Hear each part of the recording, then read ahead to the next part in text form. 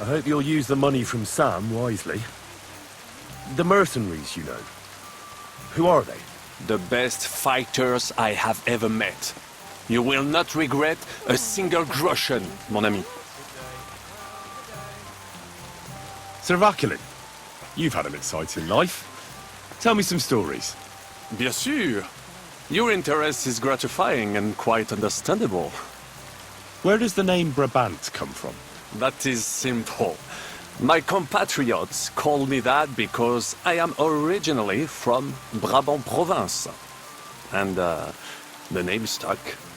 One day, I shall tell you about my place of birth, but I am sure you would long to hear about the conquest of Arezzo, yes? Or would you rather hear how I saved the King of France from certain death?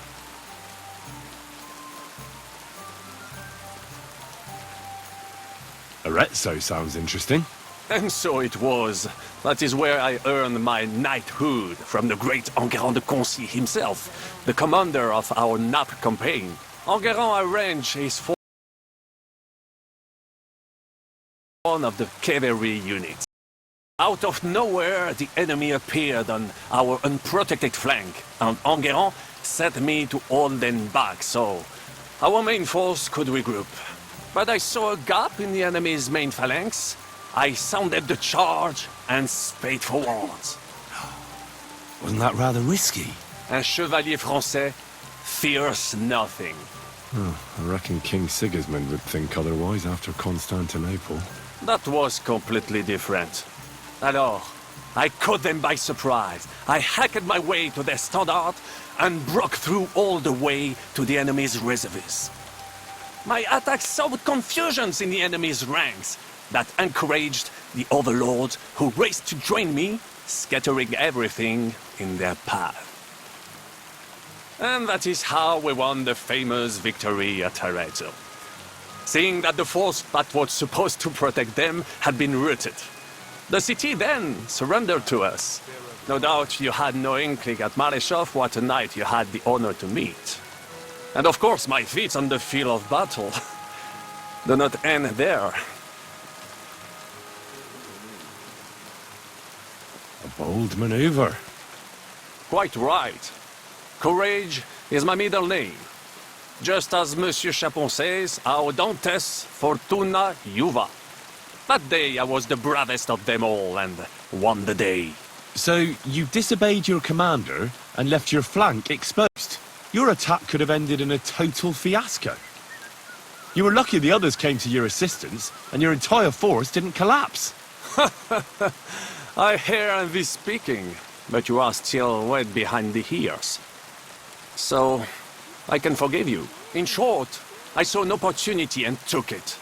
Moments like that can decide entire wars. What did your commander have to say? He made me a knight and sent me to the royal court to inform the sovereign of our triumph. I reckon he wanted to get you out of his hair. Do not talk no sense.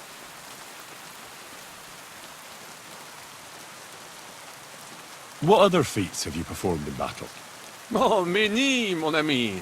For one battle does not make a warrior. It would take a week to recount them all, so I will just tell you about my second greatest feat. On the Italian field, we faced John Hawkwood, a ruthless Englishman and a fearsome warrior. Surrounded, we were at his mercy. Night fell, and we knew he would attack at dawn, and that would be it. But just then, Providence put an idea in my mind.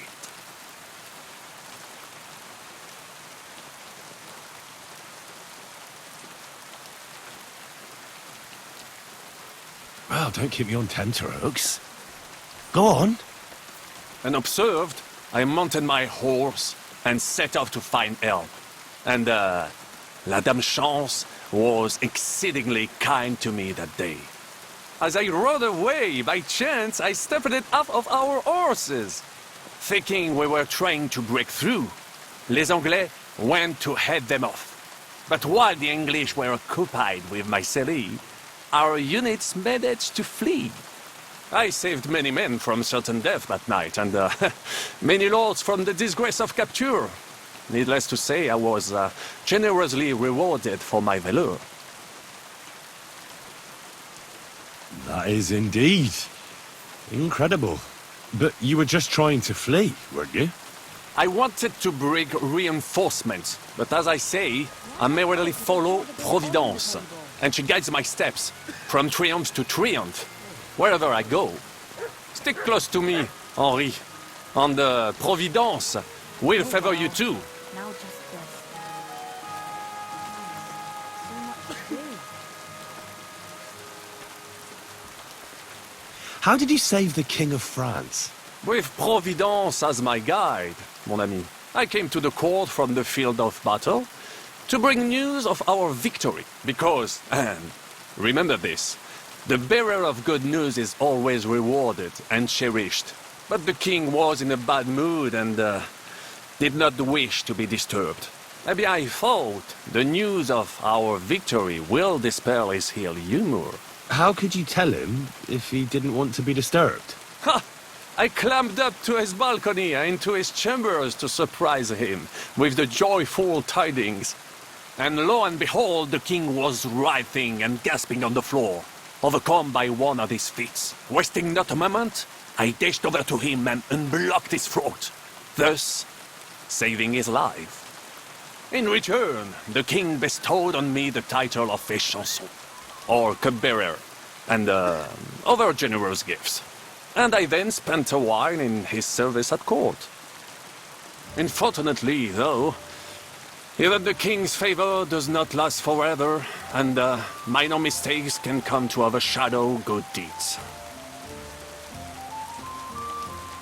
What happened at court that led to you being out of favor? Well, perhaps I shall tell you some other time. Would you not rather hear about the glorious duel between Le Gris and Carouge? Tell me what happened at court that caused you to lose favor. Ah, a major setback and a gross injustice, mon ami. It is an unhappy memory, because it was the first time that La Dame Chance abandoned me. It's nothing to be ashamed of. We can all learn from our failures. And I bet even your failures make for great stories. Oui, that is certainly true. Very well then. I suffered a combination of misfortunes all at once. But bad luck in business and on a hunt were the worst of all. Luckery and Cargouche. Sounds like a pair of jesters. En aucun cas. Jacques Le Gris and Jean de Carouge. These two great knights were in a legal dispute over an estate. But above all, when de Carouge was on a campaign, Le Gris fornicated with his wife. She claimed that he had raped her, while he said he had seduced him. And because everyone swore to their own truth on the Bible, the matter had to be settled by combat. First, they jousted. Then they fought on foot with sword and axe. Le Gris thought victory was in his grasp, but de Carouge suddenly pounced on him, wrested him to the ground, and beat him so terribly that he knocked off his helmet and cuirass. Even so, Le Gris refused to admit his guilt, and de Carouge drove a dagger through his neck. And if you promise not to tell, I will let you into a secret about that dagger.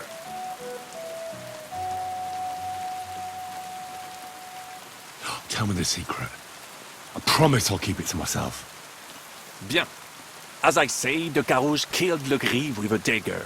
And I found that dagger in the mud after the duel. A blessed blade, an instrument of divine justice.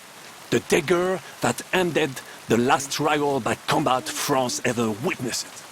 An item of great value. So, I had several copies made and sold them to rich French noblemen. That is how I first came into wealth. And I used the coin to buy the horse and armor I needed to set off in pursuit of glory in battle.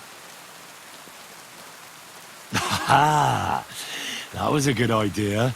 I'd never have thought of that. You still have a lot to learn, mon ami. But you're young, you have plenty of time. Just keep your mind and eyes open, like I did. It was one of the greatest things I ever saw, and I have seen a lot. Believe me. Half of France came to watch, including the king himself, who then banned trial by combat in France forever. I later told the story to anyone who was interested. One of my listeners, a certain Froissart, wrote my icon down and became famous. I could have written it myself, of course, but I am happy to help others find success.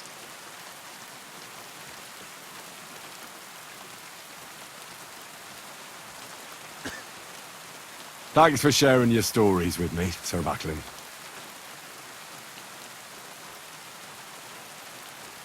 Tell me, how did the siege of Kuttenberg go? Ah, mon ami, poorly, poorly, but what could I do? Stand down from leading the defense like a coward? After all, I had to live up to my reputation. And at the time, it did not look hopeless at all. I thought it would be enough to stall Sigismund for a while before the Allied army arrived. And that would not have been so difficult. Only no army arrived. Précisément. The hope for a swift end melted away, and the courage of the burghers along with it. I, who fought in 5 countries, was relieved of command, arrested, and handed over to Sigismund. What other countries have you fought in? In Italy, against the English, here of course, and I will tell you about the others another time. In the meantime, however, I can pass on some of my experience to you. After all, I am not getting any younger, so it is time to pass my wisdom on to future generations. I'd like to learn. It will take some time, and a few groschen, mon ami. Acquiring my art came at great cost, so I cannot pass it on for free. Especially now, when I have been injustly stripped of my possessions, and I must rely only on my sharp wits. Ainsi va le destin. What would you like to hear?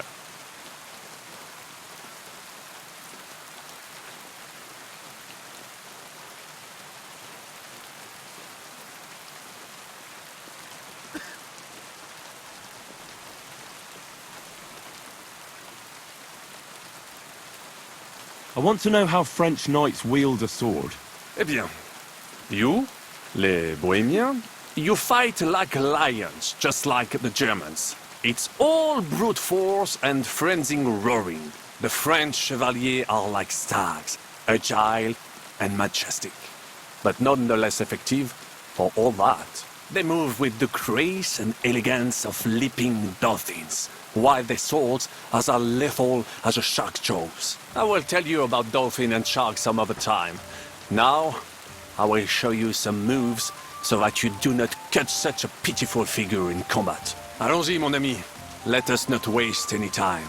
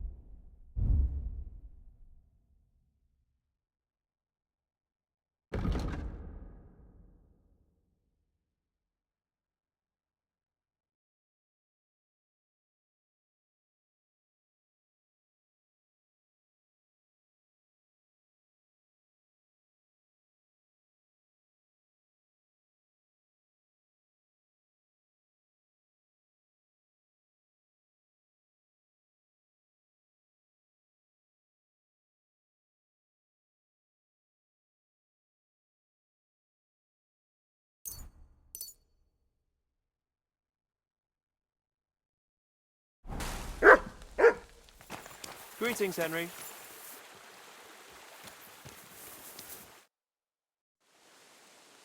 What's new around here, innkeeper? Well, nothing much. If there was something, I'd tell you. I'll have a look at the wares.